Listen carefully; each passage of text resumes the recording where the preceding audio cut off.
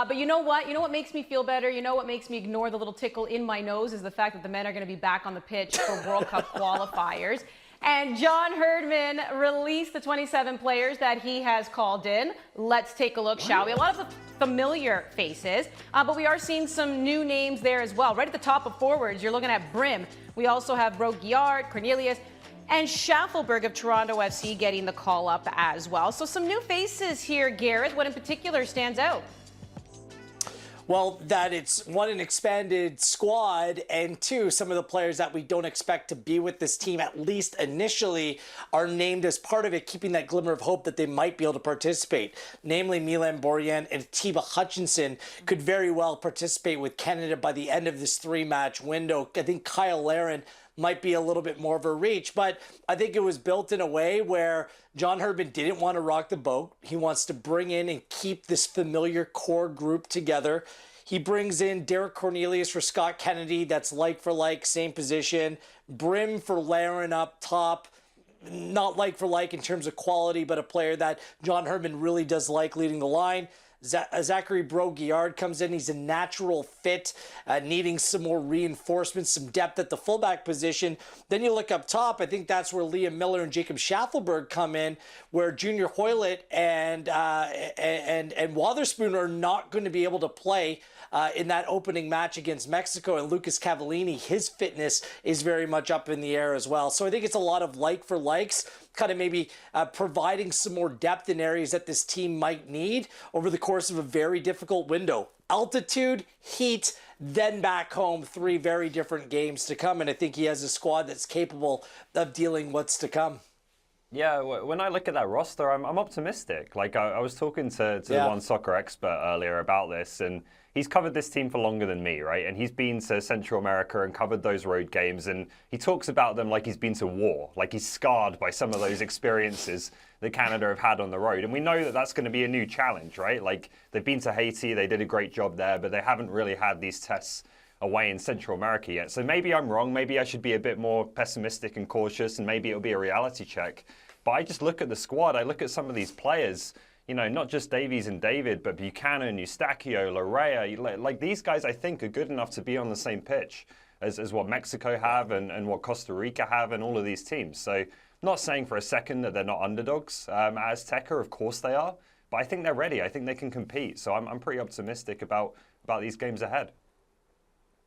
I love how we still refer to him as the OneSoccer expert as well. There's one thing that has been a common theme with this team, to your positivity, Oliver, and I've heard this from a lot of fans too, right? Of course, is the depth. But let's still talk about three players who will not be a part of that Mexico game. Milan Borjan, we talked about him last week, his team confirming that he tested positive for COVID-19. And then you have Kyle Larin and Atiba Hutchinson who are dealing with injuries. Ollie, who do you think of those three Herdman's going to miss the most?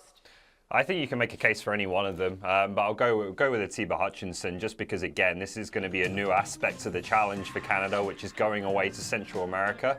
And I think there are going to be moments in the Mexico game and in the Jamaica game as well where this team has to handle some adversity. You know, they're on the back foot. You know, the opposition's piling on the pressure a little bit. They have to survive periods of games.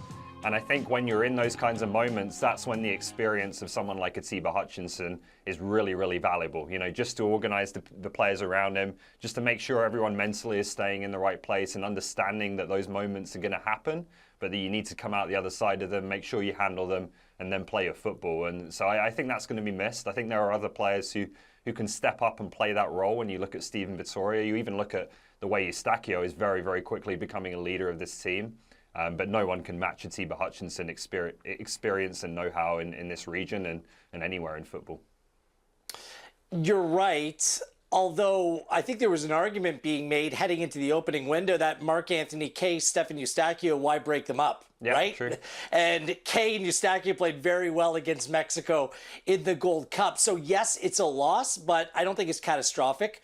I'll say the same thing about the goalkeeper. Milan Borjan was fantastic in that opening window, but if you're watching Max Crepeau play right now for Vancouver Whitecaps, he has hit top form. And again, another player who stepped up without Borjan at the Gold Cup. So I'll go in a different direction. They're going to miss Kyle Larin the most. Why? Because goals win games. It's what separates, the mediocre sides from the top ones. And Kyle Larin has 12 goals in 11 games in 2021, including a big goal against Honduras and a big goal against the United States. He can be a difference maker. He can be the difference maker with this Canadian men's national team. And he plays in a different way than Jonathan David does. So I think he will be the most significant miss. Well, which of the new additions then, Gareth, we pointed out some of them right at the top, which of the new additions has the potential to be impactful in this game? I think that, well, maybe not this game specifically, because I think it'll be a familiar looking starting 11 against Mexico for the first game. But over the course of the 3-game window, I think they're going to have to rotate those fullback positions. And I'm looking at Zachary Broguillard, who I think was rather unlucky not to make the previous window, was inevitably called in during some of the latter stages of games in 2021. He's been on the periphery, but he's been there and available. He was very good at the under-23s. He's had an excellent campaign for CF Montreal. And I look at the fullback positions, like cautions are going to come into the mix already, as 2 yellow cards means you're suspended for the next game. Guess what? Lorea, Buchanan, Atakubi are all on a yellow card. You're going to want depth at that position. And who is the referee for this opening game against Mexico? It was the man that presided over Canada's opening game at the Gold Cup, where he brandished 6 yellow cards to Canada, this gentleman, Ivan Barton of El Salvador, and 3 cautions to Martinique. 9 cautions in a game that wasn't played in a way that was completely over the top or competitive. It was ridiculous the way that they were being brandished. In fact, he averages giving out 5 yellow cards per game. So if Lorea or Buchanan go out after the Mexico game, you're going to need depth at that fullback position. Broguillard, for me, slots in on the right-hand side of a back 3, playing the fullback role very nicely for this Canada team. And I fully expect that he will play a role in that Jamaica game some way, somehow. I'll go with Derek Cornelius. You think back to the late 2019, and he was starting for the Vancouver Whitecaps. He played in the 2-0 win over the US and played very well for Canada in that game. I'm not exactly sure what's happened since then. He seems to have kind of fallen out of favor a little bit in Vancouver and, probably as a result with the national team. But he's back playing games now, playing in the top division in Greece week in, week out. And he's a player who, unless they go all 3 games with Kamal Miller, which obviously they didn't do in the last window and brought Scott Kennedy in, I think Cornelius is going to play if they need to rotate that left-sided centre-back role. So he's going to get an opportunity. He's a player I've always liked and gets a chance to continue kind of rebuilding his presence in John Herdman's mind, having had a good Olympic qualifiers earlier in the year. Yes, that's it. He was great in Olympic qualifying. Yeah. Gareth, you stated the obvious, but it's still worth stating, right? Goals win you games. You know who's scoring them right now? That would be Jonathan David. In league play, picked up another 2 for Lille yesterday. And look at where he is in the league in comparison to 3 heavy hitters. That's right. Jonathan David has 6 goals in 9 games played. That's more than the 3 of Mbappe, Neymar, and Messi combined. Oh, we're going to be talking Messi a little later on in the show. But Ollie, given Jonathan David's form right now, is this actually the perfect time for Canada to pull off this upset against Mexico? Maybe. All I know is I can't wait to see Jonathan David on this kind of stage. And he is playing really well right now. It's not just the goals. The goal scoring record is fantastic. We showed it there. 6 in just 8 starts as well. 1 was a substitute appearance. But he just looks like a different player to this time last year. We saw glimpses of it in the second half of last season where the goal scoring started to pick up for him. But there's a comfort to his game right now. There's a freedom he's playing with. His touches are quick and sharp. He's finding space a lot more. Physically, he looks a lot more at the level he needs to be in one of the top leagues in Europe, which I think was a bit of a struggle for him in the early parts of last season. I think right now, even aside from the goals, he is playing the best football of his career. I think this international break comes at the absolute perfect time. And now he gets to go into, one of the most historic, legendary stadiums in world football and show what he can do. I can't wait to see him against Mexico. Yeah, his form is fantastic. By the way, 15 goals in 18 Canada appearances. So he continues to produce for Canada, including a goal and an assist last time out. But those 6 goals in those 9 games played this league season, it took him till February 7th to reach 6 goals last year in 24 games by comparison. So it's a player that's maturing. He's getting better all the time. Remember when Canada took Mexico to the 99th minute, Andy, at the Gold Cup? No David. No Davies, Alphonso Davies. Remember that cat? Yeah, he's pretty good. No Steven Vittoria in that team either.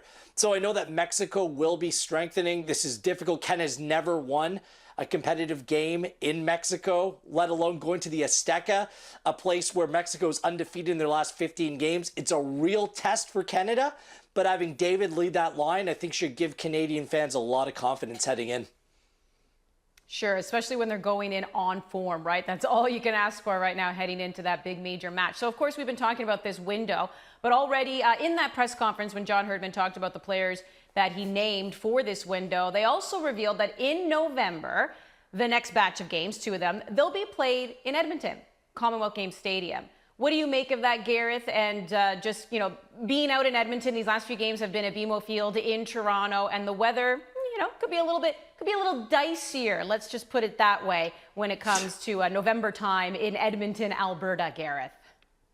They're going to have to embrace the elements, and they're going to have to make it their own. Playing on turf isn't for anyone, and I'm assuming for Costa Rica and Mexico, it won't suit them either. It's kind of interesting how that may have played out behind the scenes, because I do think that there was some genuine interest in playing that game in Vancouver. Controlled environment, West Coast fans would probably be a pretty decent place to be, but there'd probably still be a lot of Mexican support there. And obviously with Edmonton, being on the forefront for, potentially being a home site for, a World Cup game in 2026, I do think it makes a lot of sense to play in that facility, get familiar, make it difficult for your opponent. So, this is part of the process here. I think that genuinely it's much easier for travel purposes to go and play out of Toronto, whether you're playing, in Caribbean or Central America. For players from Europe to come in, it's much easier for them.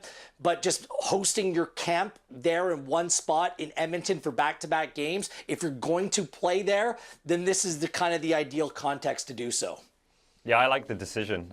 First and foremost, I love the story of Alphonso Davies going home and playing in his home city. I think that's going to be special. I think that's something that is going to get the city out to support this team and capture the imagination. And as for, the pitch and the elements, is it going to be an advantage?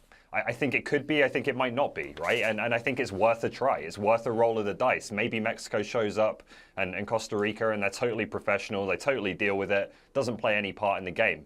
Maybe they don't, maybe they don't enjoy it. Maybe they don't love the pitch. Maybe it's snowing and it does have an effect. I think it's something that's worth trying to play to Canada's favor. Whether it will work out or not, we'll see, but it's worth a try. Mm-hmm. By the way, Commonwealth Stadium, not Commonwealth Games Stadium. That is an actual tournament on its own, hence why that was in my brain.